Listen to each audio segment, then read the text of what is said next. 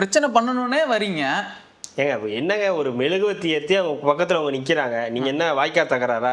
ஒரு முதலமைச்சரே அவ்வளோ கடுமையாக திமுக வந்து விமர்சிச்சுட்டு அந்த பதவி ஏற்றதுக்கு அப்புறம் அடுத்த நாள் வந்து முதலமைச்சர் வீட்டுக்கு வந்து போறாரு.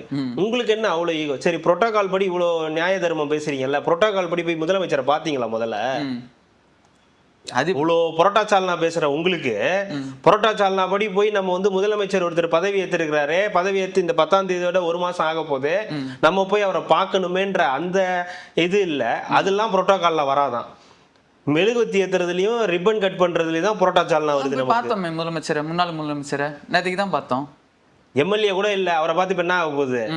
அதான் முன்னாள் முதலமைச்சரை போய் பார்த்தா சொல்றேன். நேற்றுக்கு போய் முன்னாள் முதலமைச்சரை பார்க்கறதுனால இங்க என்ன ஆயிட போகுது? ஒன்னும் ஆக போறது இல்லல்ல.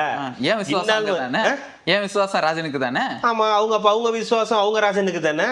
அது கரெக்டா தானே? அவங்க விசுவாசம் குணாவுக்கு.